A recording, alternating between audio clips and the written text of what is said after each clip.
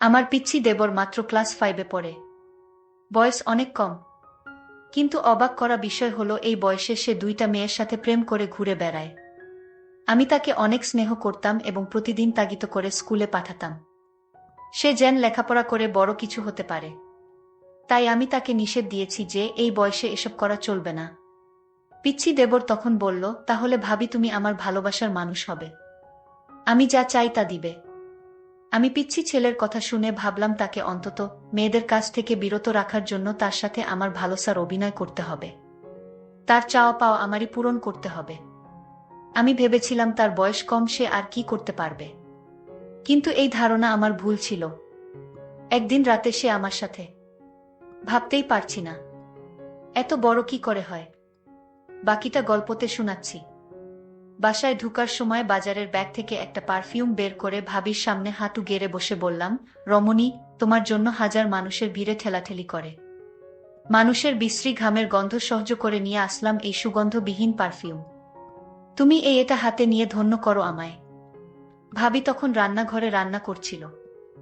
গরম কুন্তিটা হাতে নিয়ে আমায় বলল, 9:30 বেজে গেছে, তাড়াতাড়ি ফ্রেশ হয়ে স্কুলে যা। বলছি আমি মুচকি হেসে ভাবিকে বললাম, আজ তো স্কুলে ক্লাস হবে না। শুধু শুধু গিয়ে লাভ কি? ভাবি রেগে গিয়ে বলল, ক্লাস না হলেও তুই স্কুলে যাবি। কয়েকদিন পর এসএসসি পরীক্ষা, সেই খেয়াল আছে? আর স্কুলে না গিয়ে তুই যদি অন্য কোথাও যাস তাহলে কিন্তু খবর আছে। আমি কিন্তু স্কুলে ফোন দিয়ে খবর নিব। স্কুলের পড়া শিখা হয়নি, তাই ভেবেছিলাম স্কুলে যাব না। কিন্তু ভাবি যেভাবে রেগে আছে, না গেলে আমার খবর আছে। তাই বাধ্য হয়ে স্কুলে গেলাম। স্কুল থেকে বাসায় আসতে আসতে বিকাল হয়ে গেল। ভাবি আমার কাছে এসে বলল, তুই টিফিনে খেতে এলি না কেন? স্কুলের পাশেই তো বাসা, খেয়ে গেলে কি সমস্যা হতো? আমি ভাবির থেকে একটু সরে গিয়ে মাথাটা নিচু করে বললাম, বন্ধুদের সাথে বাহিরে খেয়ে ফেলেছিলাম। ভাবি আমার দিকে রাগী চোখে তাকিয়ে বলল, তুই আমার কাছে আয় তো। আমি ভাবির থেকে আরো সরে গিয়ে বললাম, কেন? ভাবি আমার কাছে এসে আমার ডান গালে সজোরে থাপ্পড় মেরে বলল, তুই আবারও সিগারেট খেয়েছিস? সার শরীর থেকে সিগারেটের গন্ধ বের হচ্ছে। তুই না আমায় কথা দিয়েছিলি আর কখনো সিগারেট খাবি না? আমি কিছু না বলে মাথাটা নিচু করে দাঁড়িয়ে রইলাম। আর ভাবিকে বললাম, ভাবি আমি আর সিগারেট খাবো না, তুমি যদি আমার একটা গোপন কথা রাখো। তুই ক্লাস 5-এ পড়িস, তোর আবার কিসের গোপন কথা আমার সাথে? ভাবি, আমি ছোট হলে কি হবে? এখনো আমার পিছনে 2টা মাইয়া গুড়গুড় করে। আমি তার কথা শুনে আশ্চর্য হলাম। বলে কি, এই পিচ্চি ছেলে, তোর এসব করার বয়স হয়নি। তুই তোর এই কথা মুখে বলতে একটু আটকালো না? আমি বললাম, ভাবি তুমি যদি আমার গোপন কথা না রাখো তাহলে আমি কিন্তু মেয়েদের সাথে প্রেমে জড়িয়ে পড়ব। আমি তাকে আবার একটা থাপ্পড় দিয়ে বললাম, তোকে এত আদর করে আমি মানুষ করতে চেয়েছি আর তুই কিনা এসব বলছিস। ভাবি তখন রেগেমেগে আমায় বলল, তুই 2 সপ্তাহ আমার ধারে কাছে আসবি না। এই কথা বলে ভাবি যখন চলে যাচ্ছিল, আমি তখন ভাবির পিছন পিছন যেতে যেতে বললাম, আর জীবনেও প্রেমের কথা বলবো না। আমার একটা কথা রাখো ভাবি। ভাবি বলল, তোর কোনো কথা আমি এখন শুনবো না আর রাখবও না। ঘুম থেকে উঠে দেখি মা খুব চিৎকার চেঁচামেচি করছে। মাকে যখন বললাম, কি হয়েছে, মা তখন বলল, জমিদারের মেয়েকে বাড়ির বউ করে নিয়ে এসেছি। 7টা বেজে গেছে, এখনো ঘুম থেকেই উঠে না। এমন সময় খেয়াল করলাম ভাবি তাড়াহুড়ো করে মার কাছে এসে বলল, আসলে মার শরীরটা একটু খারাপ লাগছিল, তাই ঘুম থেকে উঠতে দেরি হয়ে গেল। ভাবির কথা শুনে মা বিরক্ত হয়ে বলল, তোমার তো সারা বছর শরীর খারাপ থাকে, একটা রোগা মেয়েকে ছেলের বউ করে নিয়ে আসলাম। ভাবি কিছু না বলে রান্নাঘরে চলে গেল। আমি ভাবির পিছন পিছন এসে বললাম, ভাবি আমি তোমার কাজে হেল্প করব? ভাবি রেগে আমার দিকে তাকিয়ে বলল, কয়েকদিন পর পরীক্ষা, সেটা মাথায় আছে? যা পড়তে বস গিয়ে। আমি ভাবির দিকে ভালো করে খেয়াল করে দেখলাম ভাবি তার ডানগালটা ওড়না দিয়ে ঢেকে রেখেছে। এত বছর ধরে দেখে আসছি, তাই আর বুঝতে বাকি রইল না। রাতে নিশ্চয়ই ভাইয়া ভাবির গায়ে হাত তুলেছে, ভাবিকে মেরেছে। আমি ভাবিকে কিছু না বলে নিজের রুমে চলে আসলাম। মাঝে মাঝে ইচ্ছে হয় ভাবির প্রতি এই অন্যায়ের প্রতিবাদ করি, কিন্তু ভাইয়ার চোখের দিকে তাকিয়ে কথা বলার সাহস কখনোই হয়নি। রাত 11টা বাজে। বড় আপু লাগেজ হাতে নিয়ে বাসায় হাজির। মা অবাক হয়ে জিজ্ঞেস করল, তুই এত রাতে? আপু বললাম, আমি আর এই সংসার করব না। ঘুম থেকে একটু দেরিতে উঠলে শাশুড়ি নানা রকম কথা বলে। নন্দী আজে বাজে কথা বলে। সারাদিন সংসারের কাজ করেও কারো মন পায় না। এমনকি মাঝে মাঝে রাতুলও আমার স্বামী আমার গায়ে হাত তুলে। আপুর কথা শুনে ভাইয়া রেগেমেগে বলল, কি? তোর স্বামী তোকে মারধর করে? এই রাতুলকে আমি মামলা দিয়ে জেলের ভাত খাইয়ে ছাড়ব। মা কাঁদতে কাঁদতে বলল, তুই কি কাজের মেয়ে নাকি যে তোর এত কাজ করতে হবে? শাশুড়ি হয়েছে দেখে মাথায় উঠে গেছে নাকি? তোকে কিছু বললে তুই কিছু বলতে পারিস না? আর নন্দী যখন আজে বাজে কথা বলে তখন গালে থাপ্পড় মারতে পারতি না? ভাবি তখন বড় আপুকে বলল, সংসারে এইরকম টুকটাক ঝামেলা হবেই, তাই বলে সংসার ছেড়ে চলে আসা কিন্তু ঠিক হয়নি। ভাবির কথা শুনে ভাইয়া সবার সামনে ভাবিকে থাপ্পড় মেরে বলল, এত বেশি বুঝো কেন? আমার বোনের বোনকে মারধর করবে আর ও এটা মেনে নিয়ে সংসার করবে? এমন সংসারে লাথি মেরে অনেক আগেই চলে আসা উচিত ছিল। এতক্ষণ সবার কথা শুনছিলাম, কিন্তু এখন আর চুপ করে থাকতে পারলাম না। যে ভাইয়ের চোখের দিকে তাকিয়ে কখনো কথা বলিনি, সেই ভাইয়ের চোখের দিকে তাকিয়ে বললাম, কেন পারবে না? ভাবি তো ঠিকই পারছে। আপুকে মেরেছে বলেছে দেখে তুমি দুলাভাইয়ের নামে মামলা দিবে? তুমিও তো ভাবিকে মারধর করো, তাহলে তোমার নামে কি মামলা দেওয়া উচিত? মার দিকে তাকিয়ে বললাম, নিজের বেলা 16 আনা আনা আর পরের বেলা 4 আনাও না। ভাবি যদি কোনোদিন একটু দেরি করে ঘুম থেকে উঠেছে তাহলে তুমি তাকে যা তা বলেছ। সারাদিন কাজ করেও ভাবি তোমায় মন পায়নি। তুমি আপুকে বলছো নন্দী আজে বাজে কথা বললে তাকে থাপ্পড় মারতে, অথচ আমি নিজ চোখে দেখেছি আপুর গোসলের পানি গরম দিতে একটু দেরি হয়েছিল দেখে আপু ভাবিকে থাপ্পড় মেরেছিল। আমার কথা শুনে আপু ঠোঁট বাঁকিয়ে বলল, ভালোই তো ভাবির পক্ষে কথা বলছিস।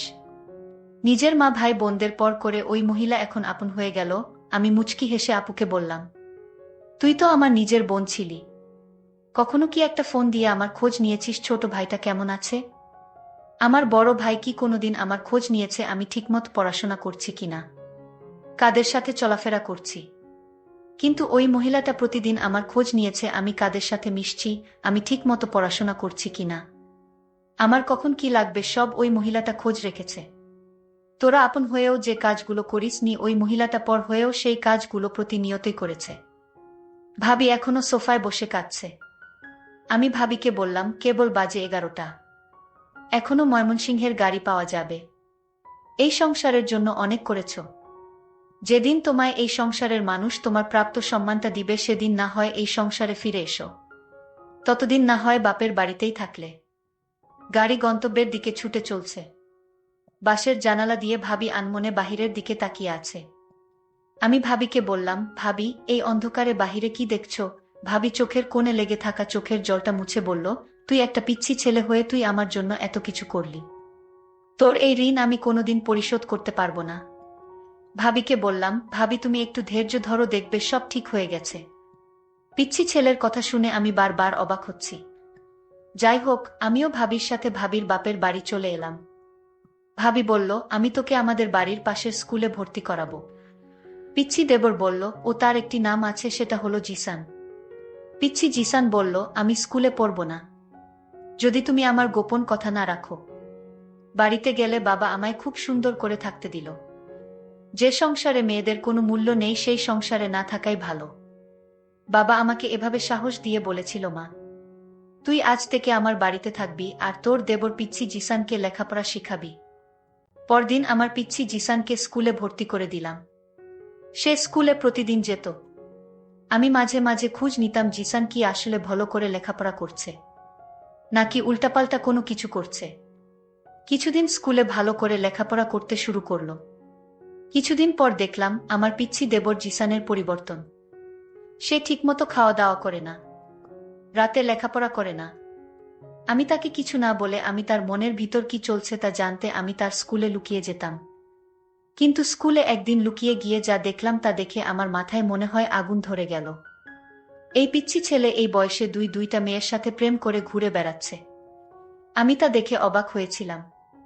আমি আজ সিদ্ধান্ত নিলাম জিসান বাড়িতে আসলে আজ তাকে জবাবদিহি করতে হবে। এই বয়সে এইসব করা কি ঠিক? স্কুলে থেকে জিসান বাড়িতে ফিরল। আমি তাকে জিজ্ঞেস করলাম, জিসান তুই স্কুলে কি ঠিকমতো পড়ালেখা করছিস? জিসান বলল, ভাবি কিয়ে বলো, আমি আজ সাপ্তাহিক পরীক্ষায় ফার্স্ট হয়েছি। আমি মনে মনে বললাম, আহা বোকা ছেলে, তুই আমাকে বোকা বানিয়ে ফেলতে চাইছিস। এটা তো পিচ্ছি না। জিসান, তুই আমার কাছে থেকে কিছু লুকানোর চেষ্টা করবি না। আমি কিন্তু সব জানি। ভাবির কথা শুনে আমার গলাটা শুকিয়ে গেল। আমি বললাম, ভাবি, আমি কি তোমার সাথে মিথ্যা কথা বলতে পারি? আচ্ছা জিসান, তুই আজ আমার সাথে এত বড় মিথ্যা কথা বলতে পারলি? তুই, তোর বিষয়ে আমি জেনেছি তুই এই বয়সে প্রেম করে ঘুরে বেড়াস। তাও একজনের সাথে না, দুইজনের সাথে। আমি আজ নিজ চোখে দেখেছি তুই মেয়েদের সাথে বসে গল্প করছিস। আমার চোখে তুই ফাঁকি দিতে পারবি না জিসান। জিসান, আমি তোকে নিয়ে অনেক স্বপ্ন দেখি। তুই এখন এসব করলে তো তোর জীবনটা নষ্ট হয়ে যাবে। জিসান আমায় বলল, ভাবি, আমি জানি না আমার রাতের শরীর কেমন লাগে। আমি জিসানের কথা শুনে বুঝতে পারলাম, ওকে এই প্রেম করা থেকে বাঁচাতে হলে আমার তার সাথে কিছু অভিনয় করতে হবে। তার ইচ্ছাটা আমার পূরণ করতে হবে। যাই হোক, আমি জিসানকে বললাম, এসব তোর বাদ দিতে হবে, নইলে আমার অবস্থা খুব খারাপ হবে কিন্তু। আমি জিসানকে বললাম, জিসান, তুই কি চাস বলতো? যদি আমার কাছে থাকে তাহলে আমি তোকে দিব। জিসানের মুখে হাসি ফুটে উঠল আমার এই কথা শুনে। ভাবি, তুমি যদি আমার মনের আশা পূরণ করো তাহলে আমি সব বাজে কাজ থেকে বের হয়ে আসব। আমি জিসানকে বলেছিলাম, জিসান, কি তোর ইচ্ছা আমার কাছে বলতে পারিস? জিসান তখন আমার কথা শুনে শরম পেল। ভাবি, তুমি সত্যি আমার ইচ্ছা পূরণ করবে? আমি জিসানকে বললাম, তাহলে কি তোর মনে হয় আমি মিথ্যা কথা বলছি? জিসান বলল, ঠিক আছে ভাবি, রাতে বলবো। রাতে জিসান খাওয়া দাওয়া শেষ করে আমার রুমে এসে বলল, ভাবি, আজ আমি তোমার রুমে ঘুমাবো। আমার একা একা ঘুমাতে ভয় লাগে। তোমাদের বাসাটা অনেক বড়। আমি জিসানকে বললাম, জিসান, তুই তো ছোট মানুষ, তুই কি আমার চাহিদাটা কি বুঝবে? জিসান বলল, ভাবি, আমি এতদিন যে একটা গোপন কথা বলবো সেটা আজ তোমায় বলবো। ভাবি বলল, তোর গোপন কথা কি, এটা আমি জানি। আমি ভাবিকে বললাম, ভাবি, তুমি জানবে কি করে আমার মনের কথা? ভাবি বলল, দেখ, আমি 2টা বছর তোকে লালন পালন করেছি, আর তোর মন কি চায় সেটা আমি বুঝবো না। তাহলে কে বুঝবে? আমি ভাবিকে বললাম, ভাবি, তাহলে বলো আমার মন কি চায়। ভাবি তখন বলল, তোর মন সবসময় আমাকে নিয়ে ভাবে। তুই রাতে আমাকে নিয়ে স্বপ্ন দেখিস। তুই আমাকে চাস, তাই না? জিসান তখন অবাক হয়ে গেল আর মনে মনে চিন্তা করতে লাগলো, ভাবি আমার মনের খবর কি করে জানে। যাই হোক, ভাবি তখন বলল, তুই তো পিচ্ছি একটা ছেলে, তুই কি আমার অভাব দূর করতে পারবে? আরে ভাবি, তুমি একটা সুযোগ দিয়ে দেখ না, আমি কি করতে পারি।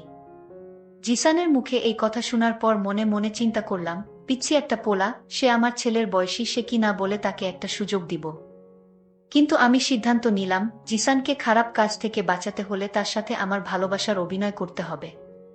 আমি জিসানকে বললাম, আমি যদি তোর মনের সকল ইচ্ছা পূরণ করি তাহলে তুই কি ভালো করে লেখাপড়া করবি? জিসান বলল, ভাবি, তুমি একটা সুযোগ দাও, পরে দেখো। আমি পরীক্ষায় ভালো রেজাল্ট করব।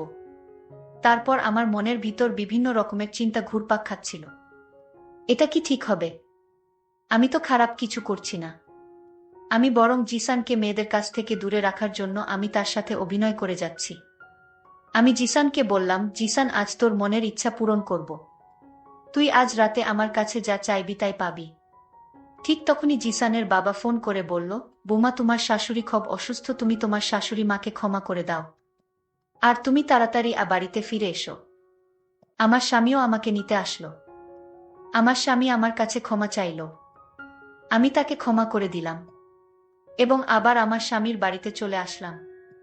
এইদিকে জিসান বলল, ভাবি, আমার মা অসুস্থ ছিল তাই আর হলো না। আজ কিন্তু কোনো বাধা আমি মানব না। ভাবি বলল, তোর ভাই কাল শহরে চলে যাবে, তারপর দেখা যাবে। বন্ধুরা, নেটওয়ার্কের সমস্যার জন্য সম্পূর্ণ গল্পটি শেষ করতে পারলাম না। পরের পার্ট আগামীকাল দেওয়া হবে। সেই পর্যন্ত সবাই ভালো থাকবেন, ধন্যবাদ।